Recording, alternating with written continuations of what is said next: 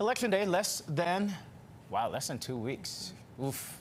The ads have been running for months, living rent-free in many of our heads. Signs have been on lawns for weeks, and the candidates have flooded our social media. Yeah, it's kind of impossible to ignore all the different opinions. The uncertainty, though, may have you feeling a little anxious. So a recent survey from Forbes Health found that 61% of people agree the presidential election is not good for their mental health. And psychotherapist Dr. Robi is here with us with a few tips to help us all relax and be a little bit calmer. Welcome to the show. Good to be back. So, Dr. Robi, I have a question.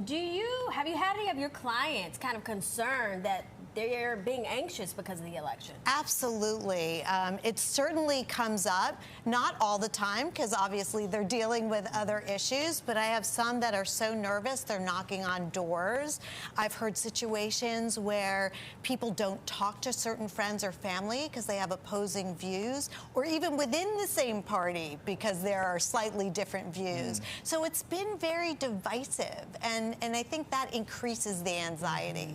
Yeah, I mean, in my household, depending on the results, we may or may not go see the in-laws in December for Christmas. But how do you strike that balance between being well-informed and going down a rabbit hole? So I think it's really important, especially now, go to sources that you trust and look at various sources. Don't just stick to people who tell you what you want to hear, or news that reinforces what you believe. Really get a broad range of information, and don't go down that rabbit hole of conspiracy theories because it's upsetting, it's unfounded, and also be willing to kind of step away. We don't need to keep on top of the news 24/7.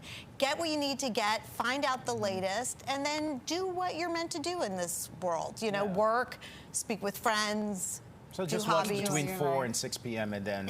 That's right. Just watch you guys, and then we can move on. So, Dr. Robi, what do you say to maybe someone who can't stop themselves from thinking the absolute worst about the election? I think it's really important to keep in mind that if you are awfulizing, you are considering your feelings as facts. And it's really important to do some cognitive restructuring. So what's the worst case scenario? And ask yourself that and say, well, you know, will things be fine in the end? Do we believe in democracy? Do we believe that America is a hopeful place? What can we do during the interim to make a difference? So if you're feeling very anxious, look at your thoughts, look at your triggers, but also take action. There are things people can do to find communities to make a difference and in the process make themselves feel better. I mean, but these are epic times, so the answer to many of those questions might not necessarily help. Does it help, though, to mentally prepare yourself for your candidate losing, and what would that look like? Right. You need to ask yourself, you know, anything can happen. What happens if my candidate loses? How will I handle it? And you have to kind of put on your big boy or big girl pants and say, this can happen. This is part of a democracy. My candidate may lose. And what do I do next? What do I think is in my best interest? How can I make sure that my world stays safe and I'm participating in a way that is pro-social and proactive? So put yourself in a ball in the fetal position and drink well, for, you can for grieve. the next 5 days, Is what you're saying. Have your feelings, give yourself a moment, but then pick yourself up and say, how can I make a difference? Because really, that's a question we all should be asking ourselves. Give yourself time to feel how you want to feel and then move on. Okay, so what about, you mentioned taking a break, but what about on election night? How do you stop yourself from constantly scrolling, looking at the updates?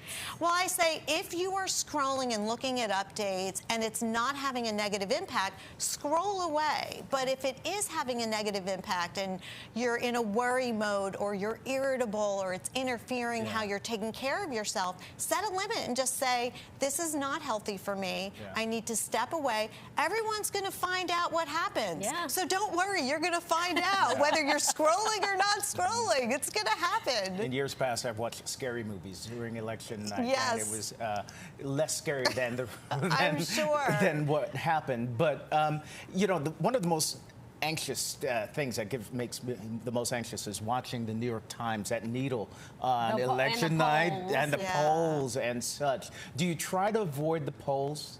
for your sanity? I would think so, unless you're a curious person and it interests you, because the polls are not reality. It's an assessment based on information. We don't know who they're targeting. We don't know whether people are sharing how they feel and how they want to vote. So I think the bottom line is hold tight.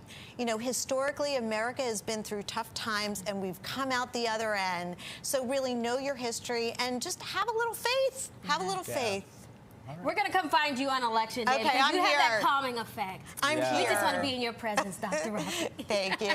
I'll be here, and I hope regardless of what the outcome is, everybody finds a place where they can get comfortable. Love it.